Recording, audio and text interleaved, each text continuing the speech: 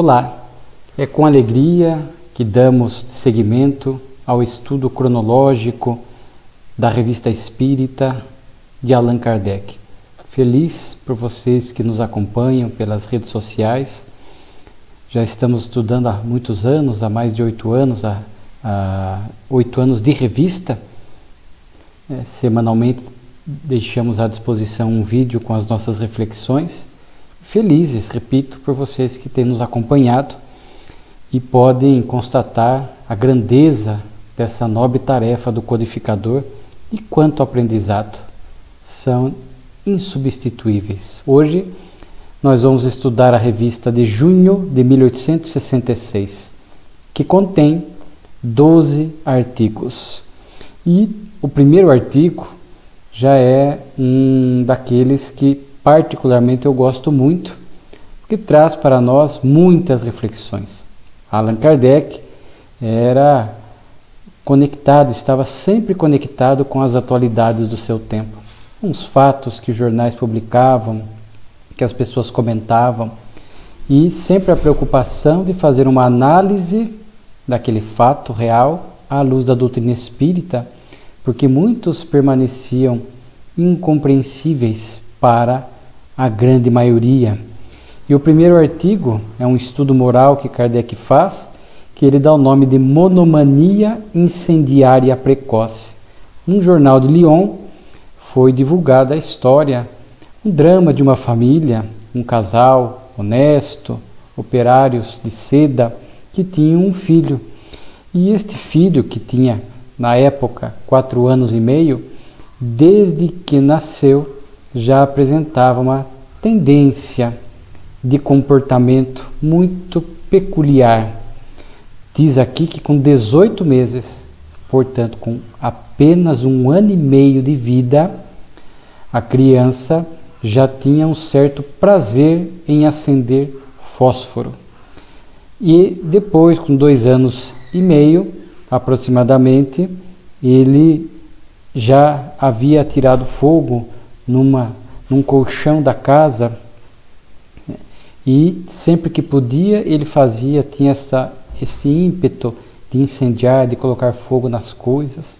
Os pais naturalmente repreendiam, e numa dessas reprimendas dos pais, quando já a criança estava aqui com 4 anos e meio, conta-se que a criança ainda tentou incendiar o quarto onde os pais dormiam. Então, Allan Kardec, dentro da sua pedagogia insubstituível, porque o artigo deixa que cabe aos especialistas estudar as causas de tal monomania no comportamento. E aí Allan Kardec, aproveitando essa expressão, esta provocação do artigo, ele próprio vai dizer como é que os materialistas poderiam explicar um fato dessa natureza, já que a fonte das faculdades e das inclinações estão no organismo. Então seria diríamos para os materialistas, uma infeliz fatalidade biológica.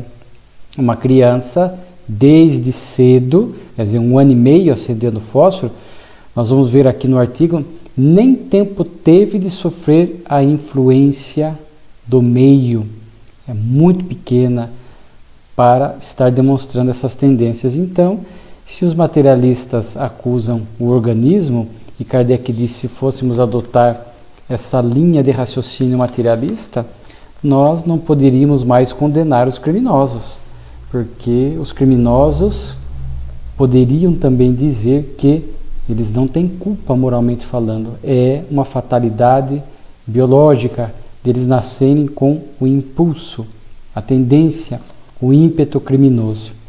Do ponto de vista espiritualista, não espírita, que há uma diferença, muitas religiões espiritualistas acreditam na alma.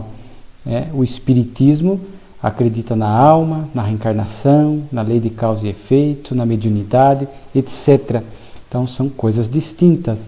De forma que muitas religiões espiritualistas que acreditam na alma, acredito que a alma foi criada por Deus antes do nascimento. De forma que esta criança aqui do fato que estamos discutindo, como entender isso? Então, diz Kardec, Deus cria almas boas e más, porque se uma criança de 1 ano e meio já estava apresentando um comportamento dessa natureza, um comportamento equivocado, um comportamento mau, 4 anos e meio, tentou colocar fogo no quarto dos pais.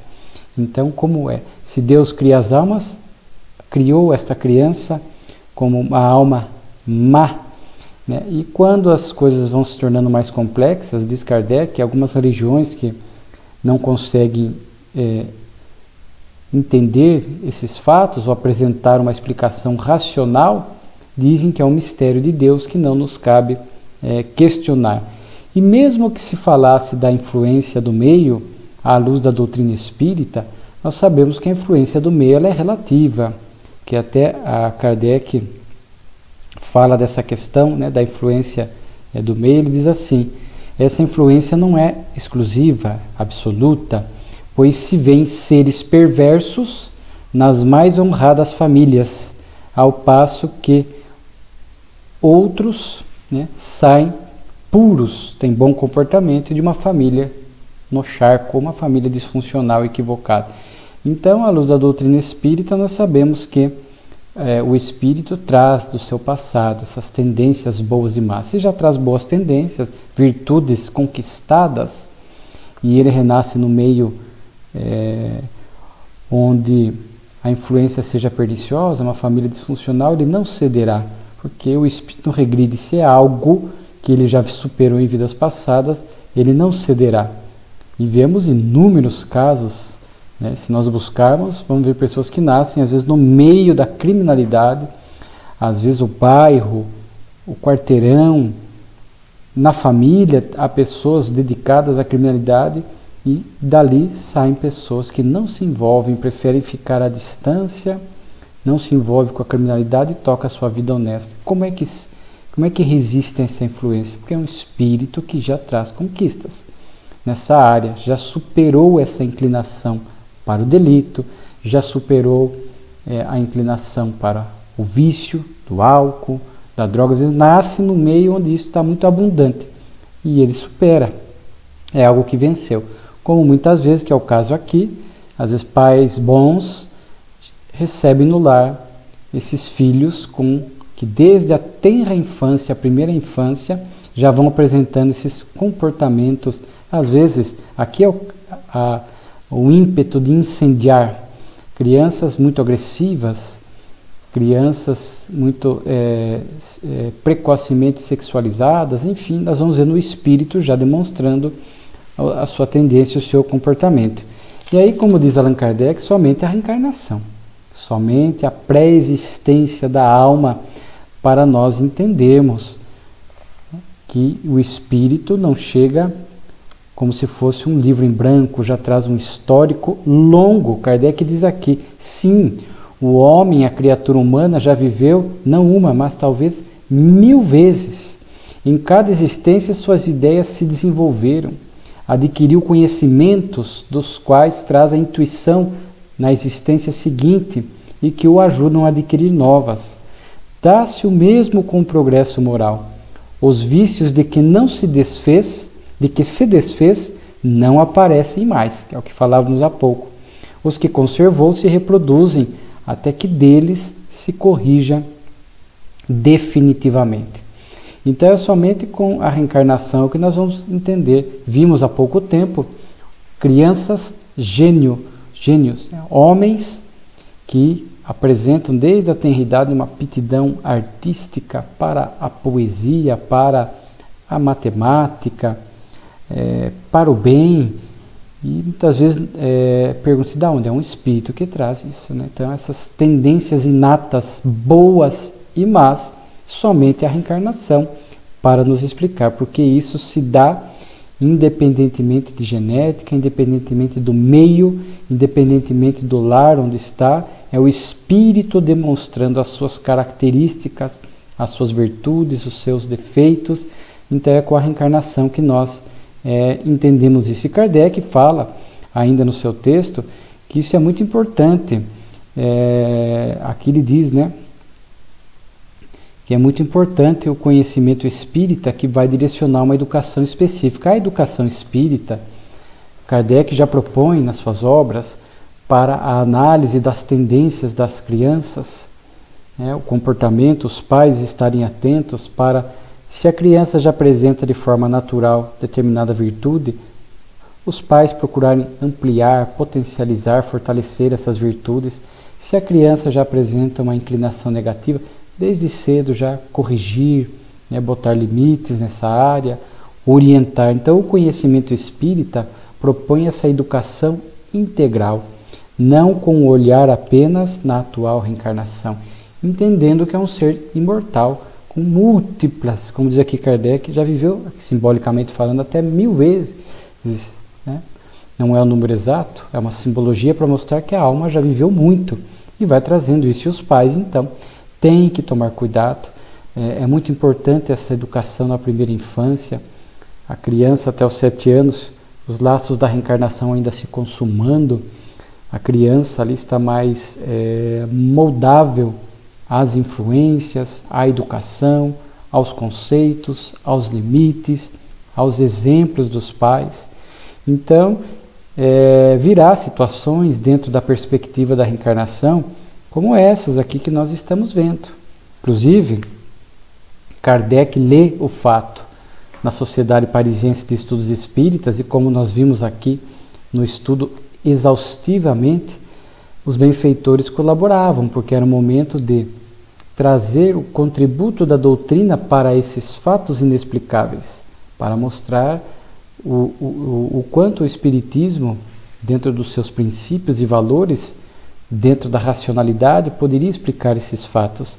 Então, Kardec diz que vieram 4 comunicações, que aqui na revista ele reproduz 2 por serem muito parecidas. E é interessante que o primeiro espírito vai falar que o espírito da criança veio para espiar nessa vida.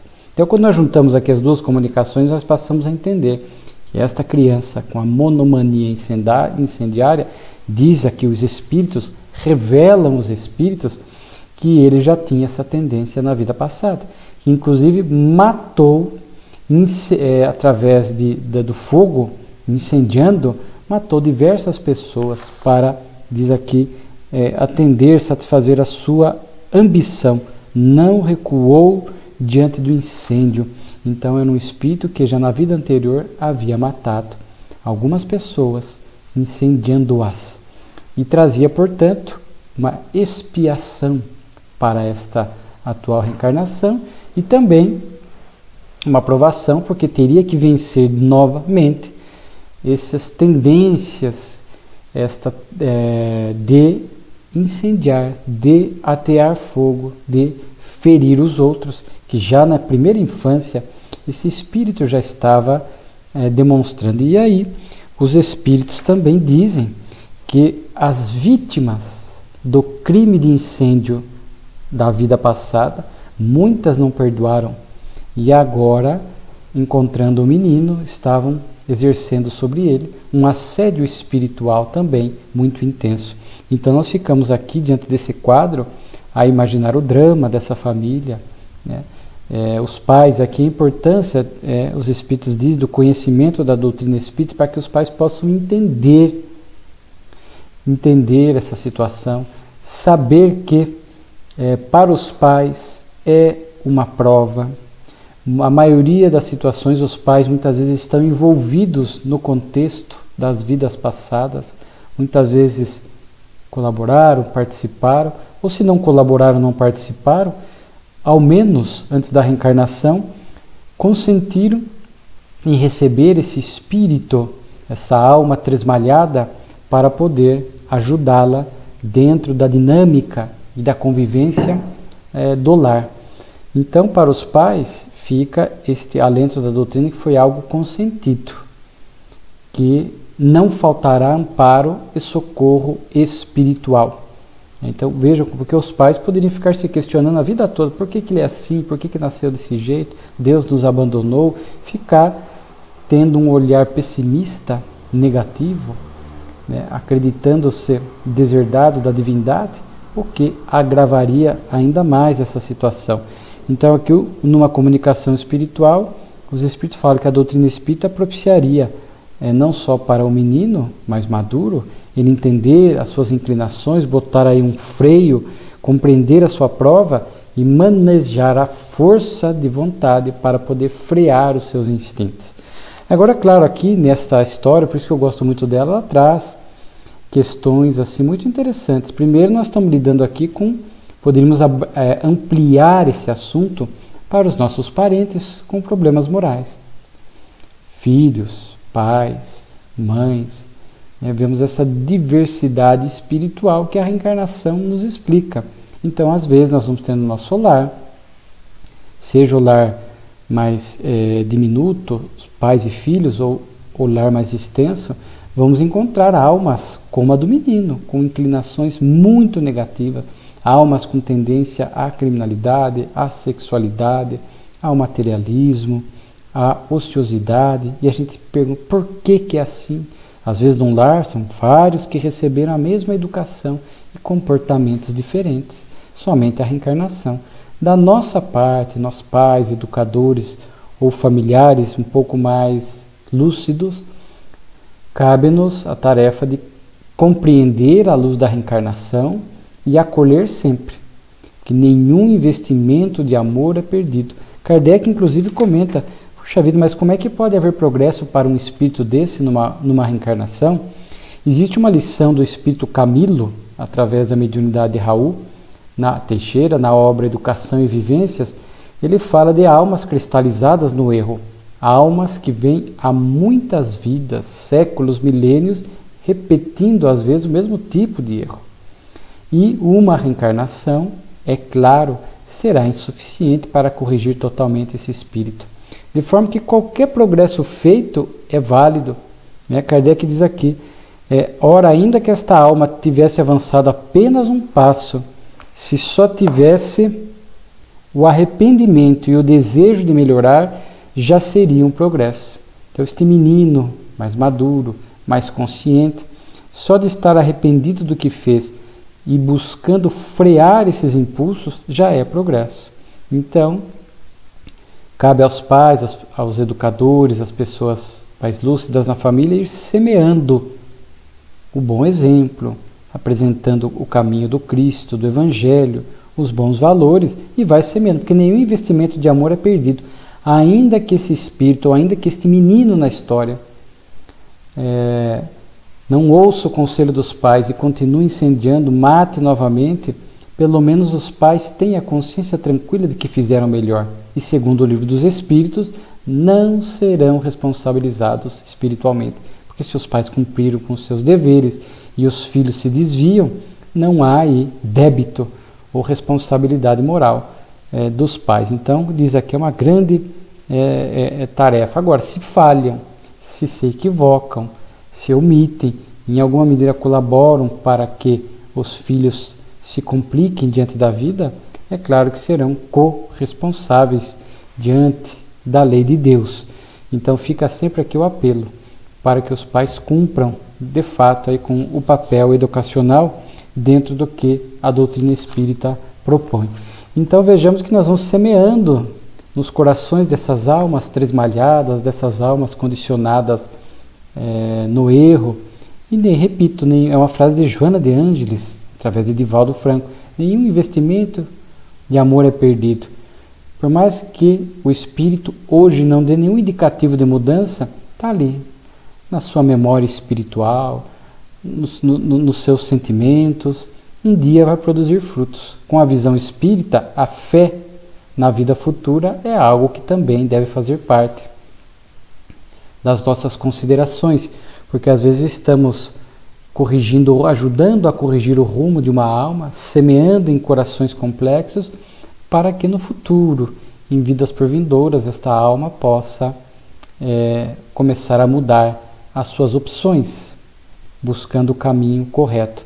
Mas então vejo que o Espiritismo dilata o nosso olhar para o passado, porque vemos que não é uma alma em branco chegando, e dilata a nossa visão de futuro, porque nós vamos educar essas almas mais desafiadoras e mais complexas, não apenas querendo o resultado nesta reencarnação, o que muitas vezes não se dará, porque o progresso é gradativo, mas olhando para a imortalidade da alma, para a eternidade do tempo, de forma que hoje nós estamos sendo convidados a colaborar. E outro ponto importante aqui da lição é que a criança de 4 anos e meio já sofria a obsessão de algumas vítimas da vida transata, da vida passada. E aí as pessoas perguntam, mas inclusive aqui o espírito que dita uma das mensagens diz: cabe aos pais velar por ela. Nós sabemos, à luz da literatura espírita, que a criança recebe uma proteção maior na obsessão. Não é tão ampla como acontece muitas vezes no jovem, no adulto. A criança tem um aparato, mas há obsessões muito complexas dessas que vêm já de há muito tempo, vítimas do passado que encontram e de alguma medida vão assediar esta criança, vão conseguir, mas minimizado.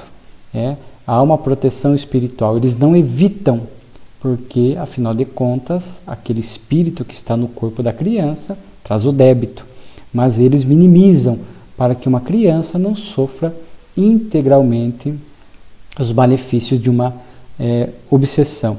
E aqui fala que cabe aos pais velar por ela. Então, o que caberia, por exemplo, pais espíritas que identificam que o seu filho criança está sofrendo um assédio espiritual? Então, cabe aos pais o evangelho no lar, a oração, encaminhar o filho ou a filha para a evangelização infantil, para que comece a entender essas questões dentro de uma didática, de uma pedagogia apropriada à sua idade. Se valer das reuniões mediúnicas da casa espírita, dando o nome do filho, da filha, para que eles vibrem na reunião mediúnica, e se houver permissão, o espírito seja ali levado para orientação, para acolhimento. Então, as terapêuticas espíritas são muitas, o passe, a água fluidificada, para ajudar quando percebemos que uma criança está sofrendo ali o assédio espiritual. Por isso o conhecimento espírita é uma benção. Agora, quando você pega um lar onde você vê que há crianças que estão sofrendo assédio espiritual, os pais não têm o conhecimento espírita, comportamentos inadequados, aí vira um cenário muito complexo, desafiador, e aqueles que estão de fora, cabe a oração e estender a mão dentro do que for possível, cientes de que do amparo divino ninguém escapa, ninguém fica sem esse socorro espiritual. Então vejamos que é uma lição que traz muitos desdobramentos para questões atuais que vivemos.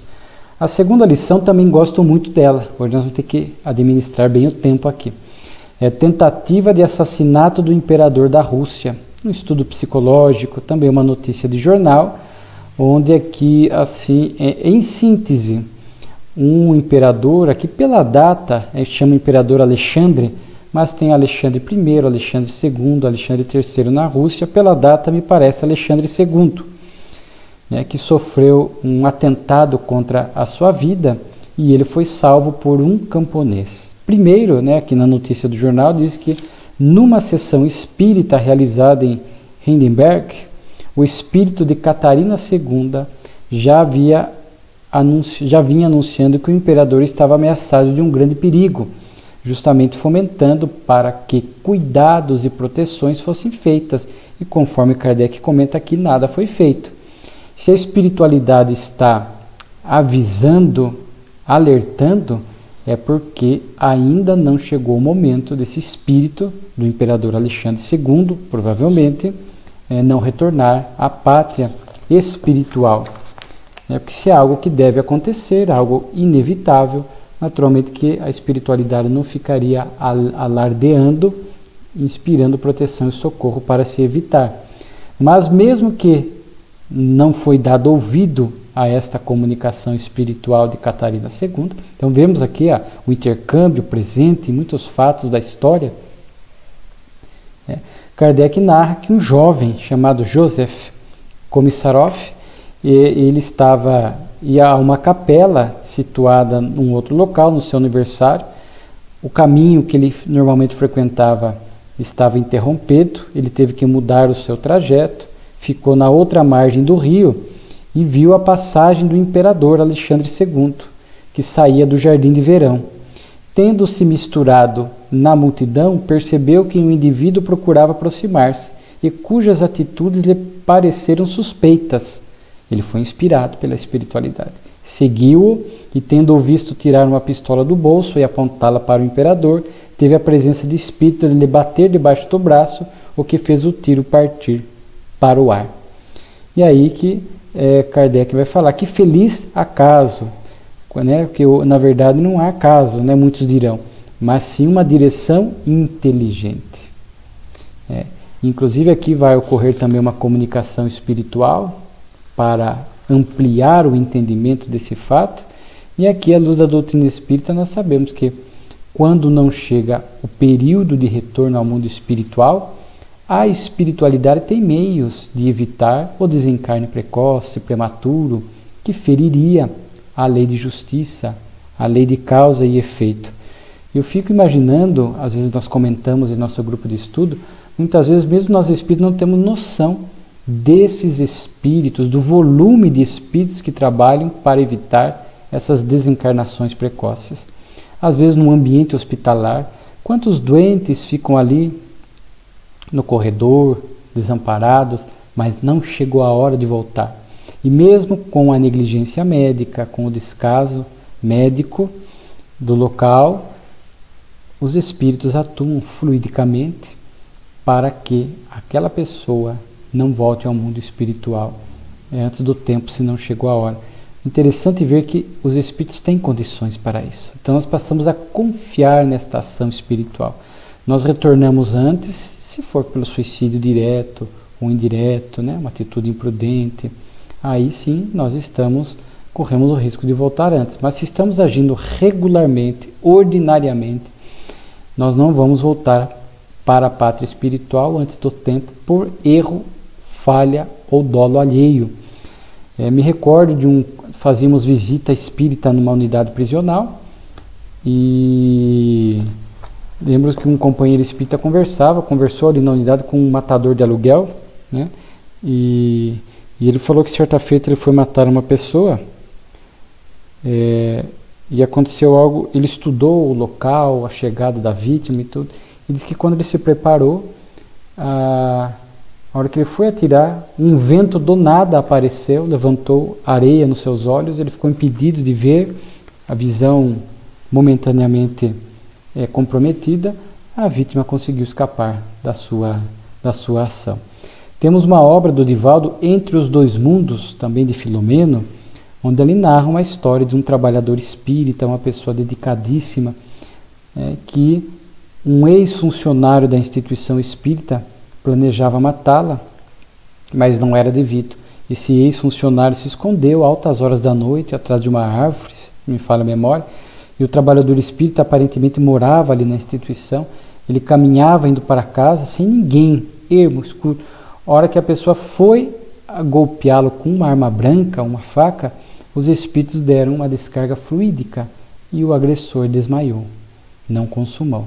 E aí o trabalhador espírita viu ele ali caído, o acolheu, quando ele acorda, vê o acolhimento do espírita, fica arrependido do que ia fazer. Então vejamos, né? Há meios. Aqui, conforme a comunicação espiritual vai dizer, realmente aqui o camponês foi inspirado pela espiritualidade, para que estivesse naquele local, para que identificasse a conduta suspeita daquela pessoa que queria matar o imperador russo. Então, aí Kardec fala, mas e se o Joseph, aqui o camponês, ainda que registrasse na intimidade a inspiração, ele tem livre-arbítrio, poderia não seguir, poderia seguir por outro caminho, poderia ficar com medo ao ver a pessoa pegando a arma. E aí Kardec diz, né, os desígnios da previdência não está à mercê do capricho de um homem. A vida do imperador devia ser preservada. Em falta do camponês, teria sido por outro meio, né? Uma corrente fluídica sobre ele dirigida poderia ter se dado um deslumbramento. Então vejo que a espiritualidade podia agir sobre o agressor, fazer-o desmaiar, tudo mais. Lembro de uma outra história da obra de Filomeno de Miranda, onde um marido que traía a esposa queria matá-la, ela estava no leito ali, indefesa, invigilante, acho que enferma gravemente, e ele, alcoolizado, iria matá-la, ministrar veneno, e não era devido. A espiritualidade age sobre ele, né? Um coágulo sanguíneo vai até o cérebro e ele tem um AVC e não consuma. Então vejo que a previdência divina, né, a providência divina está mais presente através desses benfeitores do que nós podemos imaginar. Então, esses fatos aqui são fatos que a doutrina espírita nos explica muito bem. A comunicação fala um pouco da vida do camponês, que era um espírito elevado, com grandes conquistas morais e de inteligência, e que escolheu nascer como um simples camponês na Rússia, para que ele pudesse se libertar dos últimos resquícios de orgulho que ele ainda trazia. Então, às vezes acontece no planejamento reencarnatório, o espírito escolhe uma localidade, uma região, uma vida muito simples, muito pacata, sem muitas ambições, justamente para que ele possa vencer e, aqui no caso, dissipar totalmente os pouco de orgulho que esta alma ainda trazia, para que ele pudesse ali exercitar a humildade. Existe depois também uma lição muito interessante, um sonho instrutivo. Esse mês de junho de 66 é daquelas revistas que muitas coisas úteis, né? O tempo nosso aqui de 50 a 60 minutos fica quase insuficiente, né? Por isso sempre o convite para que você que nos acompanha que leia na íntegra a revista no site da Federação Espírita Brasileira ou no kardecpedia.com. Kardec narra que ele estava muito adoecido e que ele teve um sonho assim muito diferente. Ele sonhou que estava com um grupo de pessoas e que ali apareceu uma luz brilhante, escrito assim: descobrimos que a borracha rolada sob a roda faz uma légua em 10 minutos, desde que a estrada tal, 3 pontinhos, né? Então Kardec teve ali, o que se pode ver, um sonho de revelação, de premonição. Nós vamos ver que eu fiz pesquisa aqui, o pneu, a borracha em torno da roda, né, os avanços, somente se consumaria assim, de forma mais enfática, de forma mais correta, em 1888, com John Dunlop. Então, e Kardec questiona o espírito do Dr. Demer, que vimos na revista passada, já estava no mundo espiritual e passou a cuidar da saúde de Kardec, questiona sobre este sonho e o espírito dá uma explicação muito interessante. Primeiro ele fala do desprendimento do espírito e que às vezes nós temos sonhos assim estranhos, parece que há uma luta entre o material e o espiritual. Quando o corpo está adoecido, é difícil porque o espírito sai do corpo, mas com o corpo adoecido ele quase que exige a presença do espírito e às vezes geram estes sonhos onde há muitos conflitos entre questões materiais e espirituais, né? Então ele dá essa explicação. E aqui no caso, eu achei interessante, olha a seriedade dos bons espíritos. Quanto ao sonho que você me traz, tomarei minhas informações em boa fonte e amanhã vos comunicarei o que tiver aprendido. Então veja a seriedade dos bons espíritos, que não ficam dando apenas palpites, ideias pessoais, sem ter a certeza de estar compromissado com a verdade. O Dr. Demer falou, olha, calma, vou procurar saber. E aí no dia seguinte, o espírito diz que muitas vezes durante o sono, e foi o que aconteceu com Kardec, uma reunião de espíritos encarnados, que se agrupam pelo mesmo ideal. Então eram espíritos vinculados a essa descoberta da borracha em torno da roda, para que pudesse depois agilizar, né, o veículo, a carruagem, né, enfim, a borracha. Então, o pneu, propriamente dito, né? Então, ele fala que muitas vezes esses espíritos se agrupam no mundo espiritual por afinidades, almas encarnadas, e muitas vezes sob a tutela de espíritos desencarnados, que quando chega a hora de determinado progresso aqui na Terra, eles permitem esses encontros no mundo espiritual, inspiram e essas revelações acabam acontecendo. Porque, como diz o Espírito aqui, nós sabemos que as descobertas que acontecem não se dão por acaso. Há um controle divino, há um controle superior que inspira tudo isso, né? Quando chega a hora. Então, às vezes é comum que almas encarnadas compromissadas com este assunto, com esta matéria, com esse progresso, se agrupem, que fazem pesquisas aqui na Terra, se encontrem por afinidade no mundo espiritual durante o sono e dialoguem, conversem, né?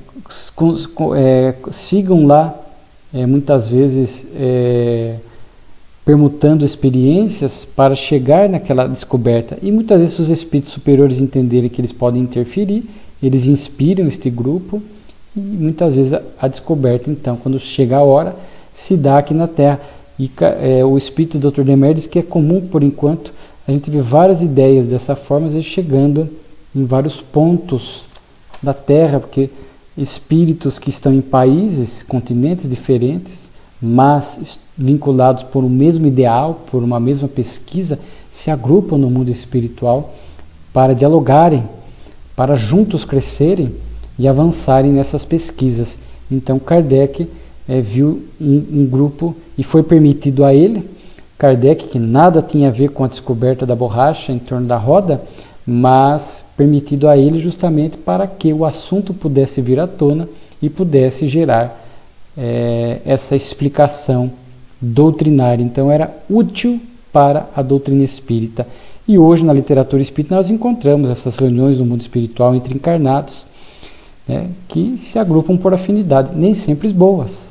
Vemos histórias de criminosos que se reúnem lá para planejarem crimes que realizarão aqui na Terra, pessoas que se agrupam na área da sexualidade, né, pessoas que se agrupam em diversas áreas do comportamento equivocado, mas também do comportamento nobre, almas do bem que se encontram para uma tarefa de socorro, de caridade, e muitas vezes sob a tutela de espíritos superiores que comandam ou dirigem essas tarefas. Então o corpo descansa para repor as energias, mas o espírito continua ativo. Depois aqui também outro assunto muito interessante, né? Nós vimos há 1 ou 2 revistas atrás a desencarnação de um grande espírita, o Dr. Caillet, que foi médico, e ele volta aqui numa comunicação muito interessante. Para aquela época, ele iria descrever que ele foi adormecido no mundo espiritual e teve um sonho. Inclusive nesse sonho ele foi vendo várias personalidades em muitas reencarnações, cuidando do mesmo assunto, estudando na mesma área. O espírito, né, é como se em cada reencarnação esse espírito desse vazão e ampliasse o conceito, o conhecimento dentro de determinada área. E depois, ao final do sono espiritual, ele se reconheceu. Pude me reconhecer. Vi os diferentes corpos que o meu espírito animou, desde um certo número de encarnações, e todos trabalharam na ciência médica, sem jamais se afastar dos princípios que o primeiro havia elaborado. Esta última encarnação não era para aumentar o saber, mas simplesmente para praticar o que ensinava a minha teoria. Então vejamos aqui algo interessante. O espírito sendo adormecido no mundo espiritual e ter tido um sono, né? Lembrando de vidas passadas. Na obra Nosso Lar, de André Luiz, nós vimos algo desse porte. Quando André Luiz é adormecido e vai visitar sua mãe numa região superior no mundo espiritual. Que o perispírito tem as suas subdivisões. Então ali a parte mais grosseira do perispírito fica em Nosso Lar, e André Luiz, espírito, com o seu corpo, com o espírito e com o seu corpo mental, vai à região superior, visita sua mãe enquanto adormecia aqui em Nosso Lar, e depois ele acorda e lembra de tudo. Então vejamos que questões interessantes. E aqui já na Revista Espírita nós encontramos um fato semelhante. Kardec inclusive vai fazer este estudo dizendo que sim, que os espíritos podem adormecer através da magnetização, através da fluidoterapia, outros espíritos, ou seja, propor este sono magnético ao espírito. As diferentes encarnações do Sr. Caillet, que os seus guias espirituais queriam fazê-lo ver para sua instrução, puderam apresentar-se a ele como lembrança, da mesma maneira que as imagens se oferecem nos sonhos. Então hoje a literatura espírita nos mostra, claro que aqui os benfeitores viram que ele tinha condição emocional, espiritual, que nem todos os espíritos têm condição de lembrar de muitas reencarnações, muitas vezes nem da anterior a esta, fica ali momentaneamente velado, porque muitos não têm estrutura. Mas os benfeitores são pessoas, almas responsáveis, elevadas, conseguem avaliar essa situação, e no caso do Dr. Caê, até pela vida que teve, e aqui é interessante ele falar isso, né? Às vezes acontece um determinado espírito, durante muitas reencarnações, trabalhar numa mesma área, no caso dele a medicina, colaborando para o progresso da medicina. É claro que o espírito não vai ficar permanentemente, sempre trabalhando na área médica, até porque precisa evoluir em outras áreas. Mas pode acontecer que um período longo, múltiplas reencarnações, este espírito reencarne com missões na mesma área profissional, colaborando para o progresso. No caso, a medicina. Mas chegará um momento que, porque o progresso tem que abranger outras áreas, outros segmentos. Aqui na Terra temos que não passar por todas as profissões, mas a área humana, a área exata, a área biológica, o espírito tem que desenvolver o conhecimento amplo nessas áreas, então chega uma hora que ele migra de área. Eu brinco que comigo eu sou tão pobre na parte artística, né, de sensibilidade artística, de música, poesia, que se eu puder, a partir da próxima eu quero começar a desenvolver estas aptidões, esse conhecimento nessas áreas, né? Então às vezes acontece, no meu caso, às vezes vem algumas vidas na área do direito, né? Então chega uma hora que o espírito muda de área, a fim de que possa seguir o seu progresso em outros segmentos da existência, né? Então vejamos aqui dois pontos bastante interessantes dessa comunicação do Dr. Caê, né? O sono no mundo espiritual, a lembrança de várias vidas vinculadas a uma mesma tarefa, uma mesma missão na ciência médica. Depois aqui, avançando um pouco, questões e problemas, né? Está no ar, o tema está no ar, então aqui o espírito, né, aborda a pedido de Kardec, o próprio Dr. Demer, dessas ideias que estão no ar, desses espíritos que trabalham, levando estas ideias para massas inumeráveis aqui na Terra. Então determinados pensamentos que devem, pensamentos religiosos, pensamentos morais, pensamentos de determinada perspectiva intelectual, determinado segmento do pensamento humano, que devem chegar de uma forma coletiva a muitas pessoas, às vezes a regiões, a espíritos que trabalham, este influxo espiritual, diz aqui Kardec, inspirando, levando esta ideia através da corrente fluídica para que atinja um número indeterminado de pessoas, né? Então isso também é possível. Temos aqui poesias espíritas também, uma fábula, a lagarta e a borboleta. Depois encerra com nós temos aqui as dissertações espíritas, que são comunicações espirituais muito interessantes, né? São 3 comunicações. A primeira do espírito Gui, sobre a ocupação dos espíritos, né? Então é algo que hoje a literatura espírita mais atual cuidou muito deste assunto, a ocupação dos benfeitores, a ocupação dos espíritos inferiores nas regiões trevosas, no umbral, nas regiões intermediárias, nas regiões superiores. Existe uma obra de Filomeno de Miranda, pela mediunidade do Divaldo, é muito rica nesse sentido, chama Reencontro com a Vida. Até aqui o Espírito fala, né, que há uma curiosidade de que vivem os espíritos, como se divertem, mas se estão no ar ambiente ocupados em nos ver trabalhar, não devem achar divertida todas as nossas ações vis, nossos pensamentos ridículos, do que se ocupam os espíritos. E aqui a comunicação espiritual depende muito da evolução do espírito, das suas afinidades, conforme nós vimos. Ele vai falar aqui há um comentário que ele fala, por exemplo, do espírito quando está ocupando-se, está chegando o momento da reencarnação, do seu planejamento. Quando um espírito se prepara para uma nova existência, submete suas ideias às decisões do grupo a que pertence. Este discute, Os espíritos que o compõem vão aos grupos mais avançados, procuram entre vós elementos de aplicação. O espírito é aconselhado, fortificado, esclarecido sobre todos os pontos. Poderá daí por diante, se quiser, seguir seu caminho. Terá em sua peregrinação terrena uma multidão de espíritos invisíveis que não o perderão de vista.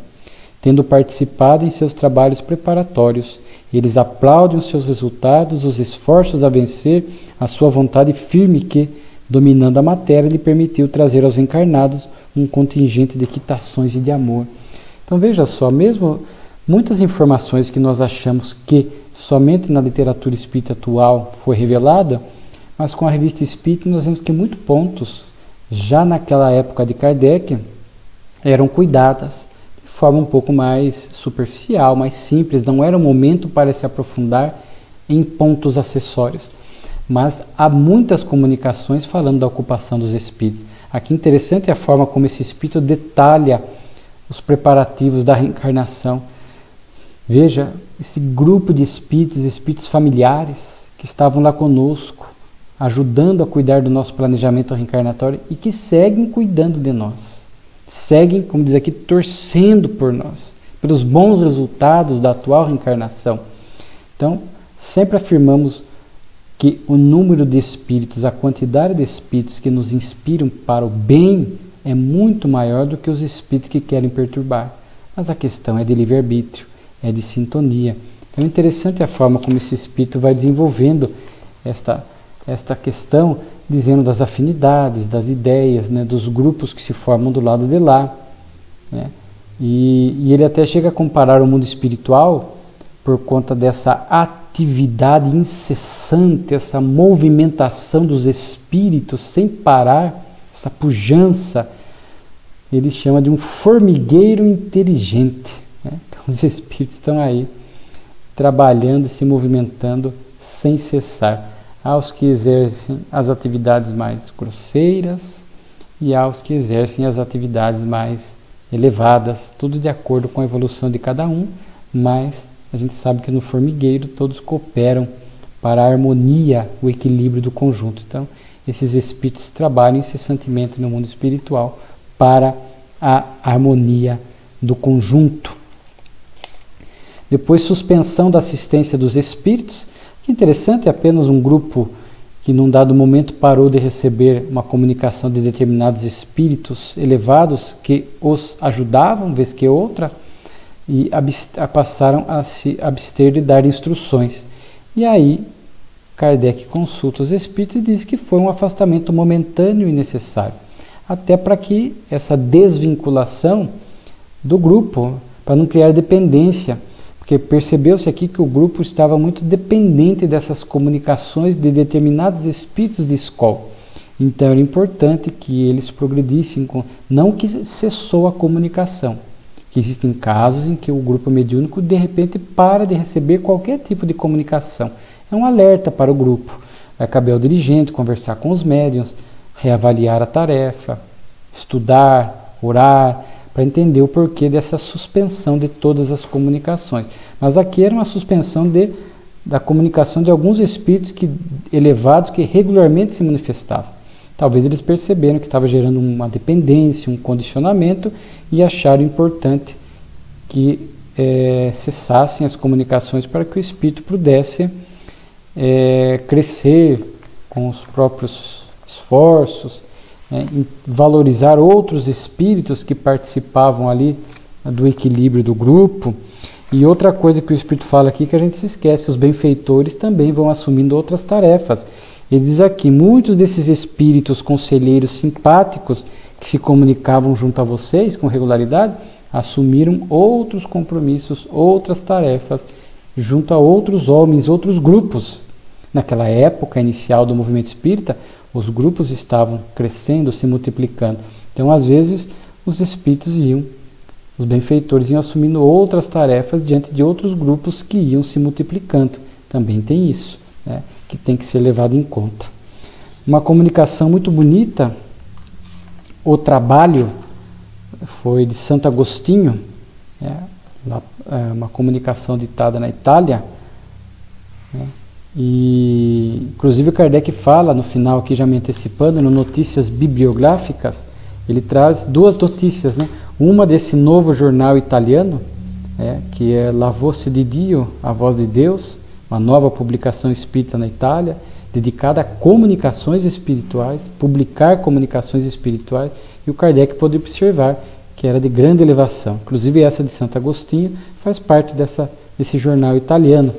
E também no Notícias Bibliográficas ele cita os evangelhos, né, os 4 evangelhos de Rustam, né, onde ele faz aqui comentários pessoais, né, fala da divergência que há com o corpo fluídico de Jesus. Já é um assunto bastante discutido no movimento espírita.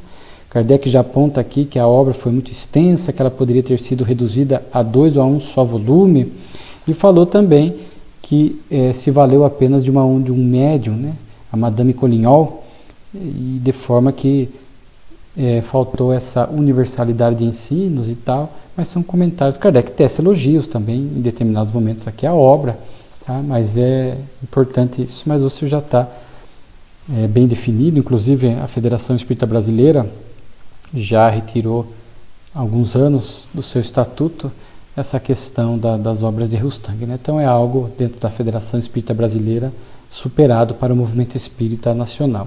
E a comunicação, por fim, que falávamos, o trabalho de Santo Agostinho é muito bonito, porque ele vai trazer esta noção para nós que todos temos uma missão a cumprir, em grande ou em escala menor. Então, porque quando a gente usa a palavra missão, claro que às vezes nós estamos falando a palavra missão no sentido de espíritos missionários, mas também podemos entender a palavra missão nesse sentido. Todo mundo reencarna para uma missão, para uma tarefa, para algo a realizar. Ninguém vem aqui com um planejamento reencarnatório esvaziado. Conforme acabamos de ver aqui a questão do planejamento reencarnatório dentro da comunicação, da ocupação dos espíritos. Então é importante, com a visão espírita, entender que todos nós temos tarefas a realizar no campo do bem. Estamos compromissados com isto. Então, aonde nós estamos, no lar, no trabalho, na vida social, no templo religioso, nós temos que pensar nisso. E o Espírito Santo Agostinho propõe isso, né? Ele traz uma comunicação muito bonita, né? Dizendo que Deus nos convidou para partilhar seus trabalhos, não vos envaideçais por isto, fostes escolhidos como os depositários. É bonita a mensagem, vamos ler aqui um trecho. As riquezas que brilham aos vossos olhos não são para vós, pertencem a todos os vossos irmãos em geral. Deveis, pois, acrescentá-las e as distribuir. E eu acho bonito agora. Como o bom jardineiro que conserva e multiplica as suas flores e vos apresenta no rigor de inverno as delícias da primavera. Estais encarregados de semear e cultivar em vosso campo moral flores de todas as estações. O coração humano é um solo fértil em afeição e doces sentimentos. Oferecei aos vossos irmãos, convidai-os a vir saborear, sentir o perfume de vossas flores e aprender a cultivar os vossos campos. Veja a nossa tarefa de semear. Aqui, bom jardineiro, nessa analogia de Santo Agostinho, será que temos sido bons jardineiros? Aqui a gente pode dizer cuidar das flores diversificadas que aparecem até nós. Flores variadas do ponto de vista da evolução espiritual, da questão física mesmo. Né? Veja que essa diversidade que a vida nos apresenta é muito bela. Então vamos conviver com almas, muitas vezes que apresentam históricos difíceis, vamos dizer assim, flores mais frágeis que aparecem até nós, flores com suas lutas, com suas dificuldades, e nós nos colocando nessa condição de um bom jardineiro, em que pese as nossas lutas também, mas podemos nos colocar como um bom jardineiro, né, para cuidar destas flores que aparecem fragilizadas diante de nós, através do diálogo, estender a mão, o abraço, o conforto espírita, o bom exemplo, nos colocando também como flores nesse jardim de Deus, para que a gente possa, como diz aqui, levar um pouco do nosso perfume, levar um pouco da nossa vibração, uma vibração de vitalidade, de esperança, de alegria, que pese esses tempos difíceis que estamos vivendo no mundo, aqui no Brasil também um cenário difícil, e a gente tem que procurar ser esta flor, que leva um pouco de perfume, um pouco de energia, né, um pouco de embelezar um pouco a vida das outras pessoas, né? Então a nossa tarefa é a parábola do semeador de Jesus, né? Sair a semear, cultivar em vosso campo moral flores de todas as estações, como diz aqui, porque nós vamos encontrar flores de todos os tipos, almas de todos os tipos que convivem conosco no trabalho, no templo religioso, almas deprimidas, almas felizes, almas que vão nos ensinar muito, flores que vão nos ensinar muito, flores que vão nos embelezar muito a paisagem. Então é muito bonita esta analogia de Santo Agostinho, para a gente poder olhar aí o mundo como sendo um grande jardim, né? E nós, com a lucidez espírita, com o conhecimento, procurando nos esforçar também no campo moral, procurarmos ser um bom jardineiro. Tem um livro do nosso querido César Said, também muito inspirador nessa área, né? Floresça onde estiver. Nós temos que florescer, nós temos que fazer algo, temos que realizar, não podemos ficar omissos, indiferentes. Eu não faço mal para ninguém, mas não nos cabe apenas não fazer o mal, temos que fazer o bem. Aprendemos isso com a doutrina espírita, porque seremos responsáveis pelas nossas omissões. Então Santo Agostinho fala, ele traz, portanto, nessa mensagem um pouco de sentido à nossa vida. O que nós espíritas já sabemos, mas algumas vezes algumas comunicações colocam isso aqui de forma poética, de forma bela, reforçam esses conceitos para que a gente possa todo dia ao despertar levantar como um bom jardineiro no jardim de Deus. Não somos o único, existem múltiplos jardineiros, né, que vão cuidar, mas que a gente possa cuidar desses filhos do Calvário, dessas flores mais frágeis que vão surgindo, frágeis material e moralmente, para que a gente possa cuidar, que a gente possa, né, como flor também agora, nesse jardim divino, não mais como jardineiro, a gente possa levar também ali o nosso perfume, o nosso colorido, a nossa graça diante da divindade. E aqui eu finalizo com uma última frase de Santo Agostinho, que é muito cativante, é um convite que fica a nós, né?